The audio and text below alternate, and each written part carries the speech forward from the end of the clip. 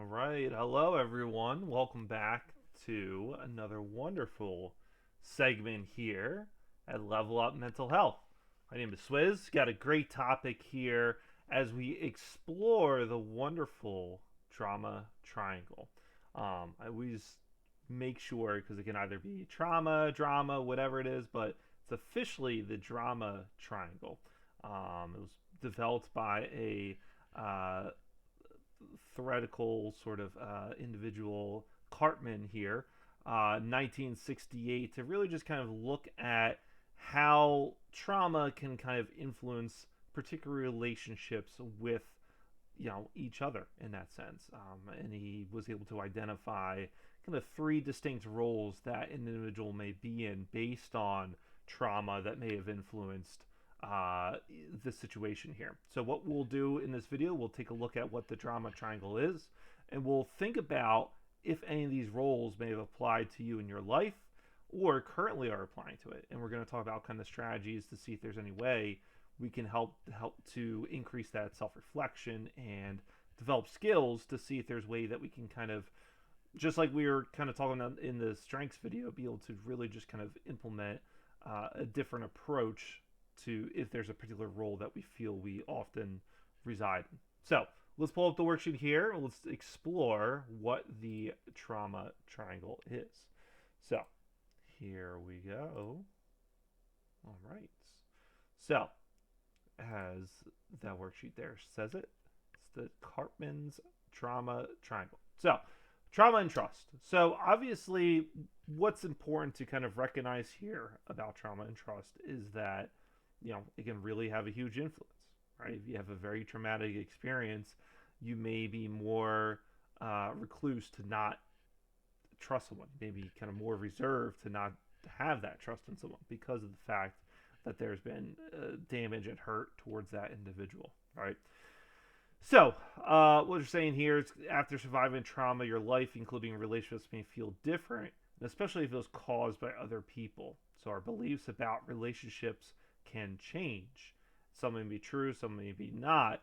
But a lot of the time it will help us to feel safe if we're in that traumatic environment, right? And that's the ultimate goal that I've really said, throughout a lot of the videos here, and it sounds kind of like a broken record through a lot of it, but essentially our brain is always there to protect us, right? To kind of recognize that if something's amiss, whether if it's anxiety, or even just kind of particular components of depression, there's a lot of that protection that's kind of going on, right? Depression may be more kind of chemical imbalance per se, but with anxiety especially, a lot of it can be traced towards safety, right? And especially kind of if we're having symptoms related to trauma, we're trying to ensure that we're safe here, right? So the goal is to be able to kind of question these basic beliefs that we have, as we may have difficulty, again, kind of understanding who can we trust and who can we not, right? So one of the things that they start us off here are some kind of common beliefs that we may run into. I can't trust anyone. I won't be able to survive the pain and disappointment if anyone hurts me again. It is better to hurt other people before they hurt you. People are not safe. People are cruel and unfeeling. All people will hurt me. I'm done with relationships. I'd rather be alone for the rest of my life. I can trust everyone. There are only a few people whom I can trust. If someone breaks my trust, I will never be able to trust them again. When someone breaks my trust, they do it intentionally and try to hurt me. So with those statements there, think about again if any of those really apply to you, right? And when you think about that statement, think about the origins of it. Where do you think that came from? Where do you think that thought arose? I can't talk. Uh, in your life, because the more again that we're able to understand where is this coming from, the better we'll be able to get that healing done and ensure we can have that behavior correction that we're looking for, right? So this is a little activity to help kind of identify and then circle what it is and give examples associated with it, right? So how does trauma affect relationships? For you, you may be able to kind of answer that fairly easily, right? There may be mistrust, more reserved, lack of communication, certain things like that really can kind of impact the relationship. Some other areas here to kind of look at may lead to a loss of interest in social activities, may create hurt feelings in relationships with friends and family, Sexual activities can be experienced as frightening or shameful, which can create guilt. Trauma can make it hard to perceive other people objectively because there is viewed through the lens of intense and destructive prior experiences. Again, makes sense. If you've had a lot of trauma that's related to that, that's how your lens is going to be shaped in that sense. Because if you, it's all about safety, right? You can't think of the other way if you're feeling unsafe because of what had happened to you before. Which again, we're humans are creatures of habit, right? If something has happened in the past, we're going to tend to believe that's going to happen again, same way, shape, and form, right? And that's where it's hard to really kind of separate ourselves from the past to the present. It might lead to emotional numbness, making it difficult for survivors to relate to others or to feel close. Anxiety might make it hard to relax in relationships without being tense, critical, or demanding. Others might therefore feel pressured, tense, or controlled. Sleeping in the same bed might be difficult when one's partner is suffering nightmares or is having difficulty sleeping. Living with an individual who has suffered through a trauma might make someone else feel like he or she has also been traumatized. It's hard to listen carefully to others and make cooperative decisions while relieving trauma and avoiding trauma reminders and struggling with fear and anger. Even after the trauma has ended, feelings of fear, shame, vulnerability, and betrayal might continue. Feeling close to someone and letting your guard might feel dangerous, and it might lead to intense anger or suppress this anger. The survivor might avoid getting close to someone, and it might lead to overdependence or overprotectiveness. And it can also lead to substance usage to cope with the traumatic symptoms. It may lead to feelings of guilt in both the survivor, friends, and family. When people experience destructive relationships, they may unknowingly seek out friends or partners who are cruel, unfeeling, and abusive. Finally, it may lead to a desire to be physically surrounded by other people for protection, but a lack of desire to be emotionally close to any of them. Again, when we talk about there's another kind of theoretical framework related to attachment disorders. You can see how a lot of this may coincide with it because trauma can, again, really just kind of upend your entire belief system of how people are and how to be involved with them. If you've had a very traumatic experience, it really makes it hard to be able to have those trusting relationships because of the hurt that you've experienced, right? Especially for whoever it may be. And through that, whether it's communication, joy, kind of the pleasure, and really just kind of a sense of belongingness, really can be shunned out due to the trauma that you've experienced. So, let's take a look at the Karpman's drama triangle here, and we're going to review the different stages here. So, I'm going to zoom in a bit here. Let's see what it looks like. It should be good about the drama triangle.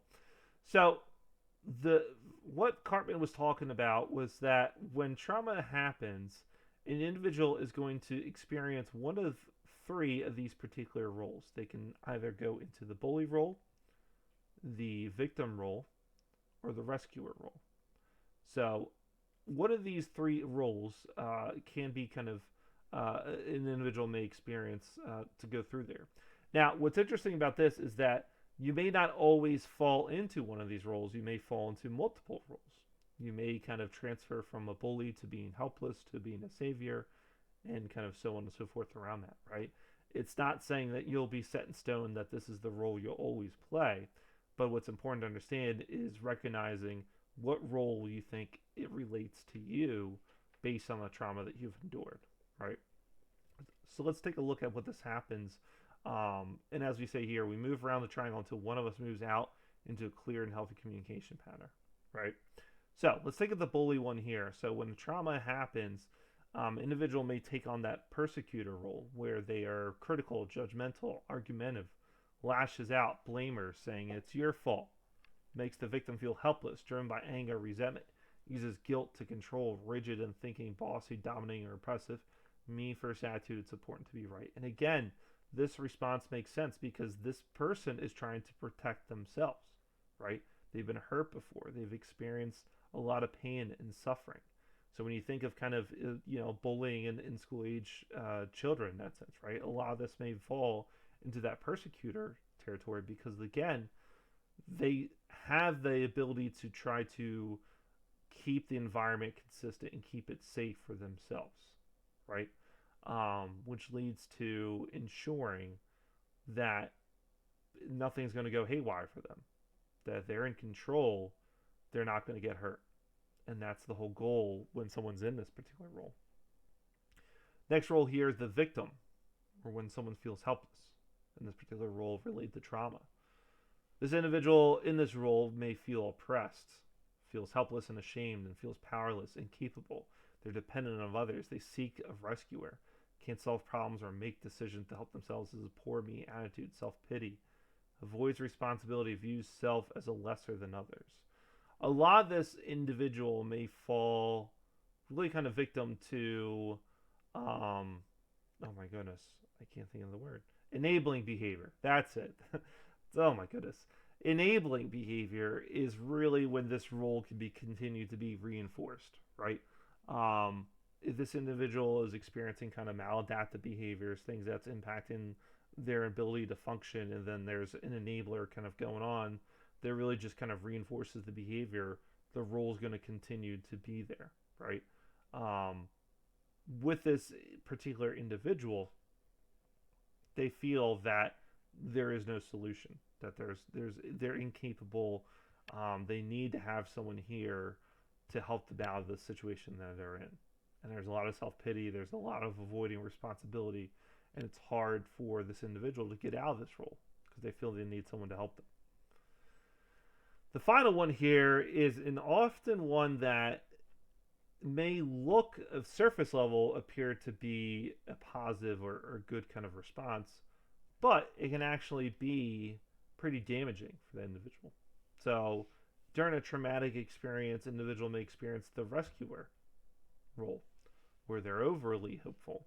Enabler can be a martyr, feels responsible for others, fixes others people's problems, makes sacrifices for others and discounts personal needs, sees self as a rescuer, sees others as a helpless, feels guilt when problems can't be solved, keeps the victim dependent. Rescuing creates a sense of being capable. This individual feels that in order for things to survive, they have to involve themselves into it, right?